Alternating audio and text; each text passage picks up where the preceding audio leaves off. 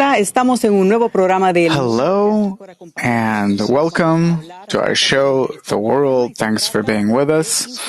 And today we're going to talk about the infodemic, the infodemia or infodemic, and this is what we'd like to talk to Dr. Lightman about. I'm very happy, thank you.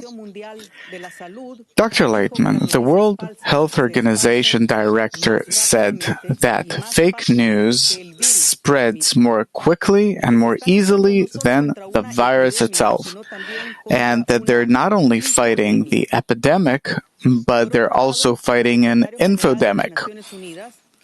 On the other hand, the chief director of the United Nations, that our common enemy is the infodemic. And the question is, the less information or news there is about the epidemic, there's more and more fake news on the different social media. What leads people to create fake information in order to confuse people? We're all living in a world of lies, and this didn't happen today. There are lies roaming the world, and we're passing them on to one another, knowingly or unknowingly. Everyone's making what's good for themselves, hiding what's not, and this is how we all are.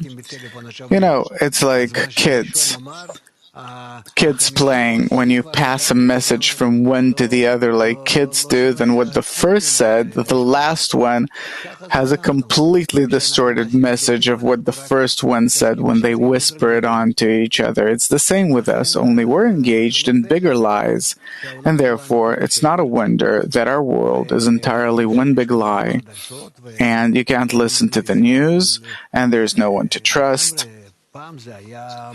In the past, it was something distinguished, respectable, the Washington Post, El Mundo, something, a few newspapers, a few TV stations, but today, there's no such thing anymore. It's either inclined towards the right or towards the left, and then each of them lies in their direction, and so on. There's no real independent media. And therefore today, people don't read, and everyone relates to news with confusion. And I think that the coronavirus, what it did actually is that no one believes anyone. No one. People are simply fed up with it. They took off their masks. They walk around doing whatever they want. Whatever happens, happens. This is what we came to through the general lie that we disperse in all directions. It's a phenomenon that's going on not only with ordinary media, but even on the level of social media, especially on social media, where we have no control, and the question is, or the analysis behind it is, if there's no demand, then there will be no one to offer these things. Why do people have the need to be a part of this circle of lies? Why do they want to hear it? Because it's a matter of buy and sell, that those sell to these and these sell to those, the media, that they don't really need the public. They're fighting right against left, left against right, this group of interested parties against that group of interested parties, and they have the money to fight. It's not like it was in the past that if someone didn't buy a newspaper, a printed copy of a newspaper, if a person wouldn't buy it, then you'd have no money to print it or to pay the reporters. Today you don't have that. Today they're completely independent of the users. The users don't pay. They get financial support from the multi-billionaires and from all the circles of crony capitalism. And therefore, everything that it says today, everything what's written or that is disseminated among the public, circulated, it is completely It's something untrustworthy. But besides the ordinary media, today that people have access to the networks, suppose I have a desire to circulate, disseminate some information that suppose I found a remedy for the coronavirus, just as an example, without any scientific foundation for it. It's false information, but it's viral. And even though that I don't represent any kind of media, so this is how it is. The question is, first of all, why is there the need? Why do people have the need to create false information and circulate it to everyone? And on the other hand, why do people have the need to believe in something, even if it's irrational? You know, there's this joke, but it's also probably to some extent true, that were we to eat organic food today, then we would have been poisoned by it, because we're not used to natural, clean, good food, healthy food like we used to eat 100, 200, and even more years ago. Same with the media. We're not used to this. It's called every generation and its demands. We're not used to the truth. We buy lies, enjoy them, we even pay for them. And that's how it continues. The generation's corrupted, and also what they use is corrupted, what they consume. And that's how it repeats itself. If so, where does this need, where do people get this need from to believe in something, even if it's irrational, even if it's false? Does it give some kind of meaning? Other people have nothing to eat. It's like you go into a shop, and you have this big of a tomato and this size of a cucumber, and you understand that it's all chemical inside, but what can you do? You want to buy meat or something. Obviously, that inside it's antibiotics and who knows what, but otherwise, what are you going to eat? And therefore, we're living in a world that is entirely synthetic. If so, we'd like to try and understand the process, the inner process happening inside a person. Is it a kind of search to find answers for the important questions of life? Are we looking for prophets, idols, theories? No one needs it anymore. No one. It's just, what will I have as a result of finding a real person that will tell me the truth? With this truth, I won't be able to sell it, to pass it on, to use it, because it's all a lie inside. It's like I have bills in my pocket, such that I can't pay with in the country where I live. Suppose I have Swedish crowns, and I go to some shop. No one's going to take them. Same thing here. In a world which is entirely a lie, I who will say the truth, then I'll be called a liar. It's like it was with King Solomon.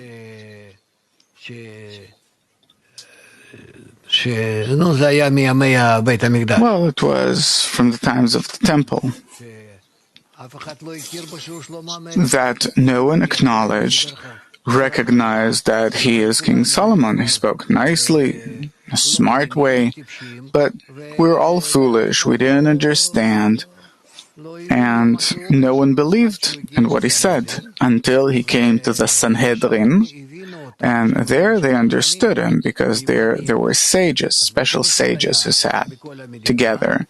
So there was one place in the entire country where they understood that this is a wise person that we should listen to. But we have no such place. Neither the government, nor banks, no organization, no party, nothing. We're all playing the same lies, with the same lies. If so, how does a Kabbalist process this situation? A Kabbalist lives inside his small world, and everyone around him are saying that he's crazy and that he's a bit delusional, and he says what he says. So be it. Everyone can say whatever foolish things they want. He can as well. And thank God that that's how it is. There were times when this kind of people were burned at the stake. What elements, if so, when you read the news, in order to know whether it's true or false, the news that you read? I don't read news this way. I do read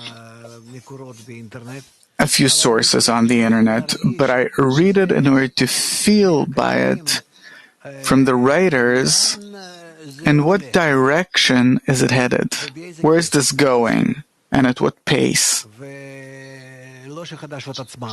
And not the news itself, but in what direction. And therefore, it doesn't really bother me what they say. But really, people are confused. And the main thing is that the media, they aren't mediating. They're called media, but they're not mediating. They're separating.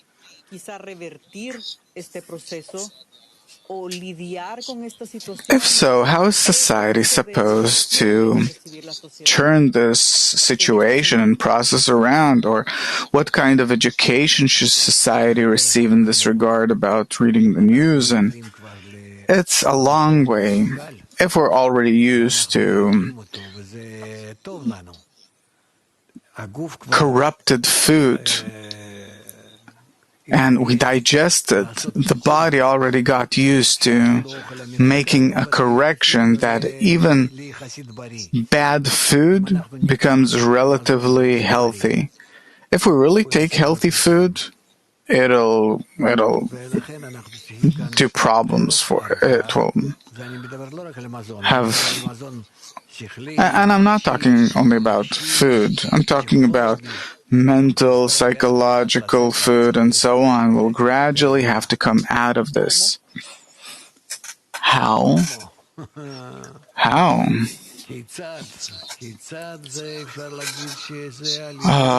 We can say that it's through education, the kind of education that Kabbalists talk about, that we have to explain to everyone that we're living in a world of lies and we have to come out of this. Now I think that it seems to me so that the coronavirus, it is bringing us to the point of truth. It is bringing us to a state where we will discover everything in its final form, in such a way that in the way that we're in, we see how much our life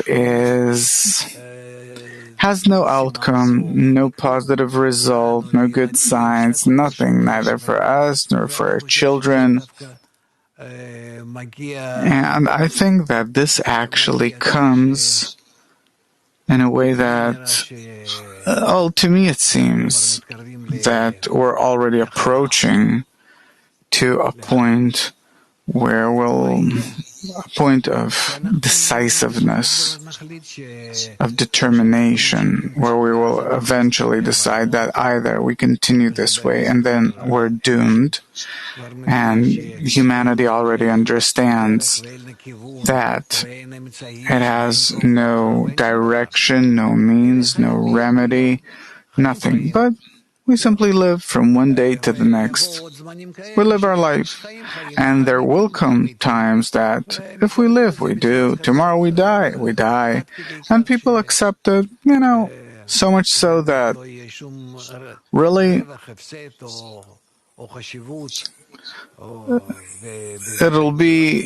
our life will be completely insignificant.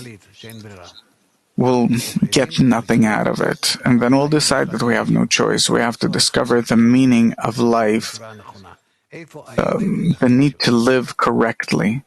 Where is that man made his own life worthless? Man did this. Man who's wise, understanding, and so on, he did this because he's not working with his mind, but with his feelings. And he can't overcome his feelings with his intellect, and therefore his feelings, his emotions are playing with him in whichever direction. And let's eat and drink, for tomorrow we die, and let's hope that this will change. We'll try to discover how to reach this truth that you're talking about on our next show. Thank you very much, Dr. Layton. Thank you, and see you on our next show.